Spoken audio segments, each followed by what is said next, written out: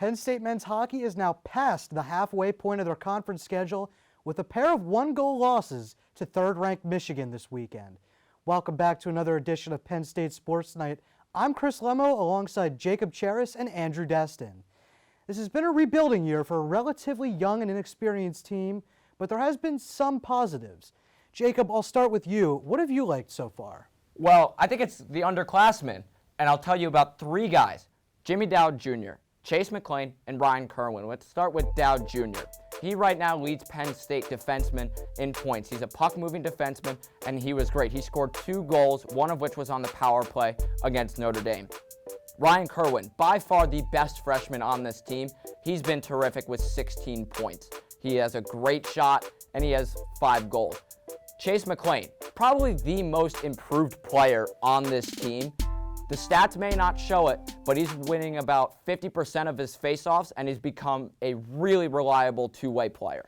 I think a couple other guys that really stand out are really people that you thought were expected to perform at a high level, and one name that immediately comes to mind is Kevin Wall. You know, he was a guy who had a target on his back after the jump he took from freshman to sophomore year. Now as a junior, he's leading the team in goals, got double-digit goals. And another guy, you talk about Ben Copeland, transferring over from Colorado College. He's a team leader in assists, missed a few games with injury, but otherwise than that, he's been very solid in that regard. And how about Jimmy Dowd Jr.? On that back line, double-digit assists from a defenseman spot. You don't see that too frequently. And then Clayton Phillips, he's got 5 goals in his own right. That's among the team leaders. So you go into a season, a couple of players who are standouts that you expect to get big contributions from, they've all met that mark and then some. Yeah, we've definitely had the guys like Connor McEachern, and the leadership in the locker room has definitely stepped up. The younger guys have been hit or miss so far, but that's to be expected in the first year. Now, so far, despite the breakout seasons from some younger players, the team is still 3-11 in conference play and in the basement of the Big Ten standings. So, Jacob, what are some things that you think that the team has struggled with so far? There's 2 big things that's killing this team every single game. The power play. Let's talk about the power play first. 31st in the nation right now at about 18.2%. This team loves to play on the attack. They're all about offense. Get this. In the past 3 games, Penn State has had 3 5-minute major power plays. They've only scored once. That can't happen. Power plays, they die or so at the end of the season. They're the first thing that breaks. But this team, they need to capitalize when it counts, especially against a team like Michigan, where they didn't score a power play goal at all. I don't even think they got a shot on that 5-minute power play.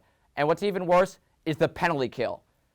I'll go back to the Michigan series again. Game 1, Michigan scored 2 power play goals on Ben Schoen's 5-minute major penalty. That was 2 of the 3 goals that they scored, and Penn State could not rebound from that. And I'm not buying this argument from Guy Gadowski. He always says in media availability, we've focused on other things, so we can't really focus on the penalty kill because, it's not really important. But that's the thing that's losing you games, is taking bad penalties and then failing to kill them off.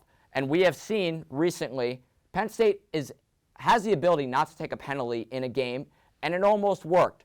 Unfortunately, they lost to Notre Dame, so power play, penalty kill, they need to be solved immediately. Listen, special teams aren't helping this team by any stretch, but I think all of that kind of comes down to a recurring theme that stems back to really everything all season long. It's the snowball effect. You've had 2 different instances where Penn State's lost at least 4 games. They had one that was a 5-game losing streak. They're in another one right now with back-to-back losses to Notre Dame and as well to Michigan. I think the inability to get out of the rut. This is a team that's really close, but they also have a lot of young talent. And what comes with that is you don't have the veteran experience that can carry you down the stretch. So when you have problems on special teams like that, not only does that stem from maybe they do need to practice that more. I think we can both agree on that more dedication and practice time should be spent on the special teams units, but it also comes down to your roster, what exactly you're composed of. They've done things like get Tim Doherty last year and this year getting Ben Copeland, those transfer players, but the senior leadership just really isn't there for this team, and that's really kept them back. But another player who really isn't doing any favors is Xander Lampa. I mean, he's got the worst plus-minus on the team at -7.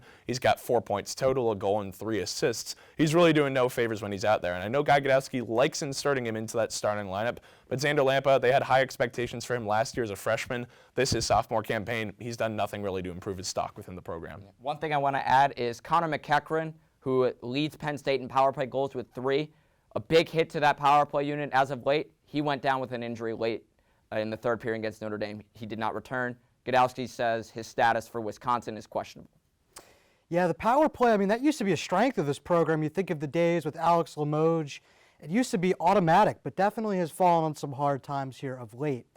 Now, moving ahead to the rest of the season, against Wisconsin this weekend, we have the whiteout weekend. Still 10 games, including this weekend, in Big Ten play. So what are your guys' expectations for the rest of the season? Splits all the way through, in my opinion. I don't see this team sweeping Wisconsin, even though, they're not the best. The way that they've been playing, look, I only see a sweep if they fix the special teams. I don't see them getting out of the basement of the Big Ten standings, so I say splits all the way. I wouldn't be surprised if Minnesota sweeps Penn State. I also wouldn't be surprised if Michigan State, with their tight defensive play, also comes away with the sweep. Yeah, come on, Michigan State. You got to go on the road there to East Lansing. Drew DeRitter in goal. He's always caused problems. He's like Cale Morris at Notre Dame. These guys just never seem to graduate, right? But with the remaining schedule, listen, you got Wisconsin and Ohio State in January. Then you got Minnesota. You got Michigan State. You got all these teams coming up. I just don't see it. And you have also that road series the first week of February against Notre Dame. 10 games, I think you're being generous with a split in each of those series, frankly. 3, maybe 4 wins. I don't think that's enough to bury you out of last place in the Big Ten. It's 7 teams that are incredibly competitive with one another. Penn State, this is a rebuilding year. And to some respect, last year was one as well. So Guy Godowski knows what he's doing with this program. They're playing the long game. 2 years ago was a team that was a legitimate threat for the NCAA title, and unfortunately for them, due to COVID, lost out on that chance at that. But this year's team, listen, what you're looking to get out of now, you still got Kevin Wall coming back next year. You got your top players really all coming back. McEachran's back. Yes, you'd like to send Oscar Audio down the road with, a Big Ten tournament win, something like that. But I think the reality is these last 10 games, you're seeing what do you have for the 2022-23 season. Yeah, for sure. It's definitely a rebuilding year right now, currently on track for the worst season since their inaugural Big Ten campaign. But again, it's really about developing these younger players and just kind of trusting the process, as a wise man once said. So it'll be tough for them to gain ground in the standings, but the Nittany Lions will continue to hope for more development out of their underclassmen in hopes to play spoiler in the conference tournament in early March. That's all the time we have for tonight, but be sure to keep watching for the latest updates on Penn State hockey and all of your favorite sports. For Andrew Destin and Jacob Cheris, I'm Chris Lemmo. Thanks for watching and have a great night. Thank you for watching this edition of Penn State Sports Night. If you're a fan of our content, please be sure to subscribe to our YouTube channel for more clips. Also, follow us on Twitter at PSSN TV and on Instagram at PSU Sports Night to keep up with all the action. For all my colleagues, we are Penn State Sports Night.